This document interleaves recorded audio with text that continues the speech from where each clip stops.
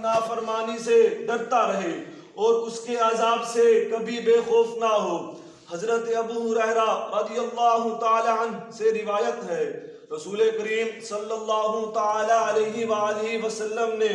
ارشاد فرمایا، اللہ تعالیٰ ارشاد فرماتا ہے، میری عزت کی قسم، میں اپنے کسی بندے پر نہ دو خوف جمع کروں گا اور نہ دو امن جمع کروں گا۔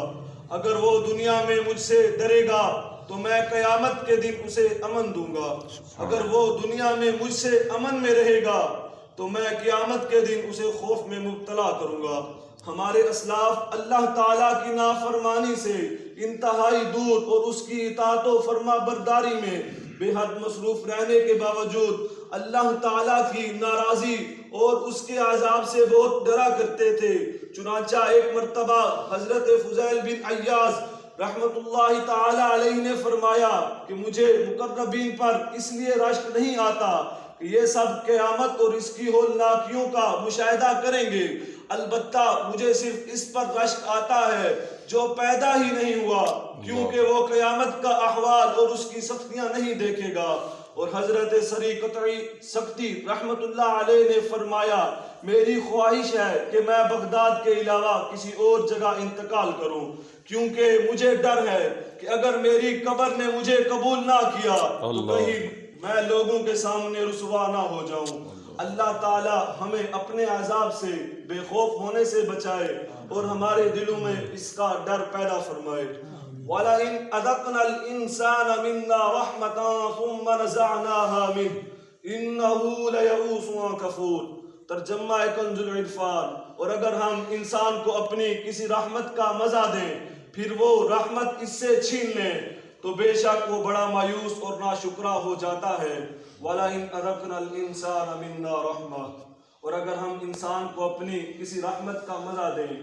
ایک قول یہ ہے کہ اس آیت میں الانسان سے مراد مطلق انسان ہے۔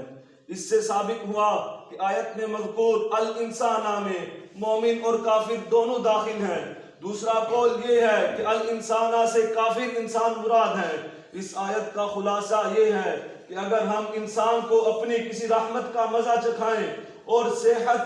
امن، وسعت رزق اور دولت عطا کریں، پھر یہ سب اس سے چھین لیں اور اسے مصائب میں مبتلا کر دیں تو بے شک وہ دوبارہ اس نعمت کے پانے سے مایوس ہو جاتا ہے اور اللہ عز و جل کے فضل سے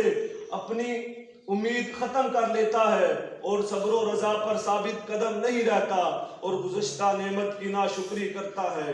وَلَئِنْ أَذَقْنَاهُ نَعْمَاءَ بَعْدَ ضَرَّاءَ مَسَّتْهُ لَيَقُولَنَّ ذَهَبَ السَّيِّئَاتُ عَنِّي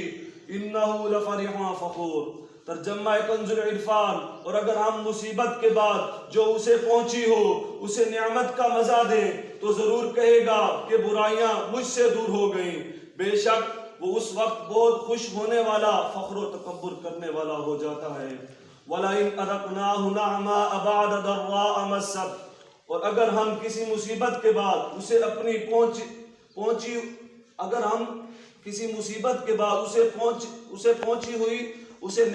مصیبت کے بعد جو اسے پہنچی ہو نعمت کا مزہ چکھائیں اور بیماری کے بعد صحت، تنگی کے بعد آسانی اور فقیری کے بعد مال و دولت کی وسعت عطا کریں تو ایسا بندہ